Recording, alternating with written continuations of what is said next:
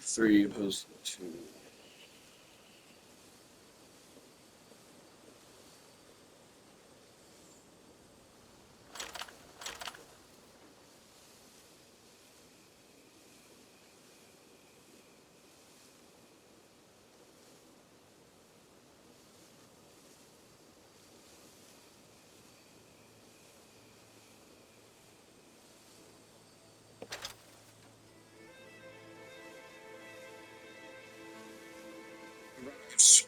All those will remind our brother legions that the Dark Angels will always be the first, that we can again be the force we were before Rangda.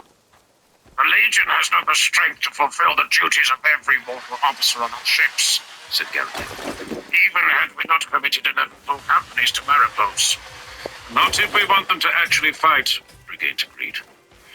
The Brave control what we see. They hear the orders we give as we move.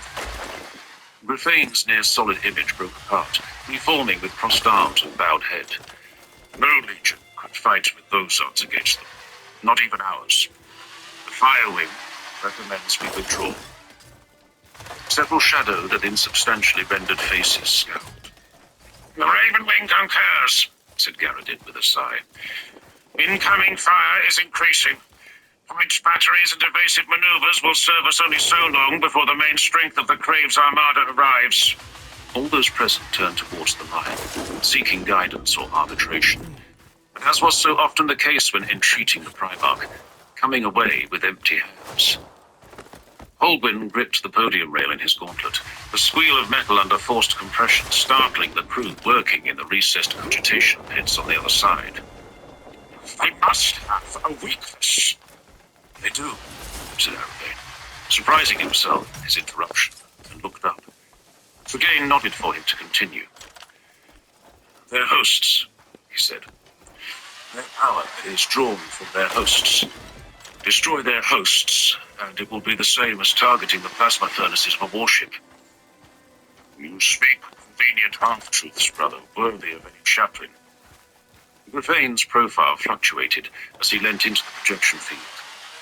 You say hosts, but what you mean is the population of Muspel. Aravain nodded. This is not Rangda, said Dariel, nor is it Alan O'Brien.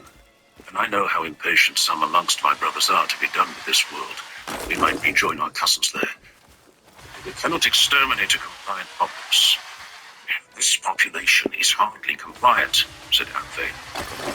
I would counter that I am in a better position to see that than you, brother. And I am still less quick to grasp upon the solution of genocide. There is no way to distinguish the fantasized from those who might be saved. This This is what the Firewing exists to do, said Rufane. This is why you were admitted into our circle, Seer. My chaplains and Enigmatus Cabal's a weak, sire. And I will have the solution you require. We don't have a week, said Brigate. I will be the judge of that, said Dariel. I can and will hold this wall for as long as it is asked of me. The lion stirred in his throne, and all about him fell silent. The First Legion fights out of duty, not for the accolades we expect to receive. Loyalty, honor. These are virtues best measured by a warrior's brothers, and not to be judged second-hand by those who never held a blade by their side. Centuries from now, the actions of the First will be unpicked by scholars, and I do not doubt that they will be judged harshly. They will never know of our valor, of the sacrifices we made for my father's ideal.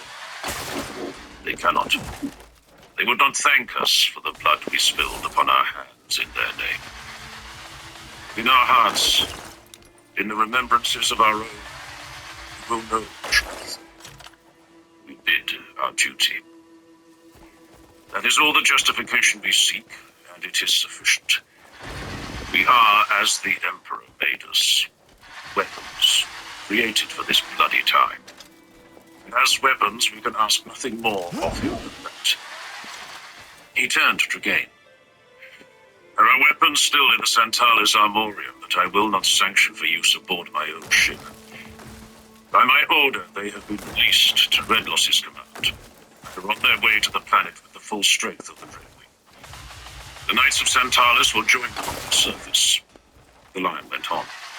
When the Crave attack in force, Dariel will have need of your insights and your memory. Dragain dropped to one knee and bowed his head. For the lion, and for Caliban. Like a ripple through a still pond, beneath a moon in an auspicious phase, the Knights of Santalis took the knee and swore their unbreakable vows. Their oaths went unrecorded, but would be enforced unto death by all here present. "What orders do you have for us, son?" asked one from amidst the formless Lithercast wraiths, whose physical locations were furthest distant from the invincible reason, his voice a rasp like wire pushing through wool. The lion spoke then his commands, but his words were not meant for Aravane and his brothers. The Knights of Santalis were already marching from the base to do their duty.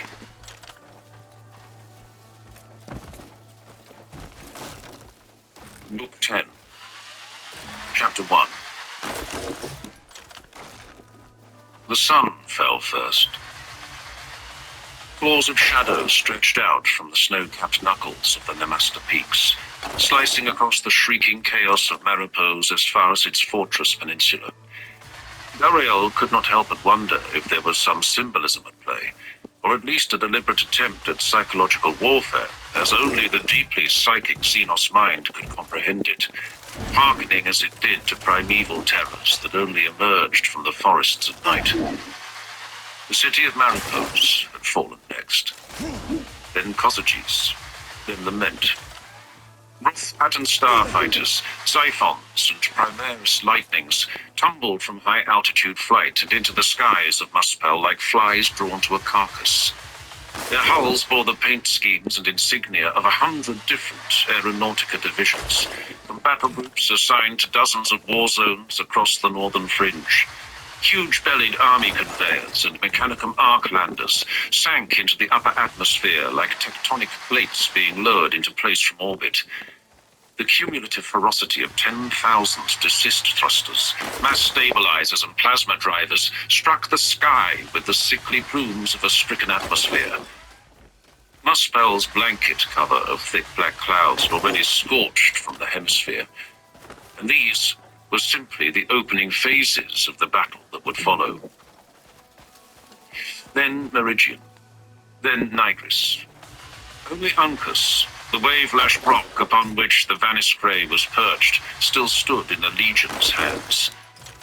Hydra, Hyperion, and Praetor batteries stabbed skywards, reigniting the night with a pulsing light shower of contrails, tracers, and pounding skybursts.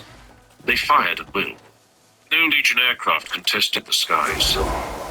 Dariel had judged the enemy too numerous to be battled head-on, and the dedicated landing facilities of Lament too difficult to hold against such a host, as it had proven. Dariel had sacrificed as much strength as he could spare to delay the Thrall host's advance, but he had known that the duty the Lion had given him would ultimately be executed here. The Vaniscray was besieged.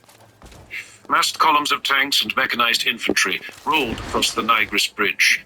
Storm swords and storm hammers, with reinforced ceramite bolted onto their glacis plates, led the advance, a rolling wall of super-heavy armor and bristling mega-batteries, shepherding the battalion-strength force of mixed armor and transports. Leman Russ tanks maintained a constant and heavy rate of fire as they advanced, a thunder that rolled across the strait. The massive fortification of the Nigris Bridge Fort took its punishment stoically, barely even trembling under the onslaught. But the storm swords were not yet in range. The guns of 2,000 tactical and tactical support legionaries hammered the leading edge of the avalanche with fire. Cataphracti Terminators equipped with plasma blasters and Reaper autocannon added their fire. Servitor-operated artillery casements, hermetic structures enclosing quad-linked las cannons, earth-shaker cannons, and volkite carronades stabbed the bridge with fiercely powered beams and massive shells. Bullets and energy beams alike pranged from the thick frontal armor of the super-heavies. Conversion beamers, ranged by Dariel's own hand to the point of minimum instability and maximum power, carved the biggest tanks like plastic models. Induced subatomic implosions collapsed the wheezing wrecks onto their tracks. The gutted hulls of lighter mainline tanks, Valdors and Leman Russ, died in droves. It was not enough. The weight and momentum of oncoming vehicles shunted the wrecks unceremoniously aside. "Brace!" Dariel roared, voice augmented to maximum volume, as the forward wedge of storm swords finally rolled into range. The fully armored Space Marine could fear little on the battlefield. The standard issue small arms borne by most of the galaxy's races, mankind included, pattered off Mark IV power armor like gravel, while shrapnel that would have flayed a squad of baseline troopers was as deadly to the transhuman warrior as vapor. But when the battery of Storm Sword's super-heavy siege cannons unleashed their fury upon the walls, even the legionaries dropped behind the battlements and braced. Only the dreadnoughts and terminators remained defiant, and only then because there was nowhere large enough for the gigantic warriors to take cover. Muspel shook to the roar of an apocalypse. The walls were pulverized, great gouges torn out of them, artillery towers were toppled, ramparts were obliterated, the knights sheltering behind them atomized. Huge vertical cracks appeared through the walls. The fortification groaned like a hero run through with a blade, wounded mortally but determined to stand, to take one last blow for the Imperium of Man before succumbing. Dariel drew his axe. Beside him, one of the consuls assigned to him by the Lion, a vigilator by the name of Anariel, did the same with his Calibanite sword. "On the Lion!" he yelled, as with a thunderous growl of engine power, one of the storm hammers pulled ahead of the rest. It was fitted with a dozer blade, wider than the tank was long, heavy weapons fire pinging off it as the vehicle accelerated towards the bridge fort's gates. Behind it, human and augmented human stormtroopers poured out of Dracosan and Trionos carriers, even as the vehicles slewed to a stop, assembling lightweight siege towers and scaling ladders on the run. Space Marines rose from cover to mow them down with bolter fire. Conversion beam towers and artillery placements continued to stab at the lighter vehicles in their range. Troop transports and support tanks disappeared in geysers of plasteel and ceramite. The mortal soldiers charged through it. They had lost none of their combat discipline to their craved domination, even as they had shed all of their fear of death. The first squads made the wall. "Prepare for escalade!" Dariel bellowed. "Stand to repel!" Along the length of the wall, tactical support legionaries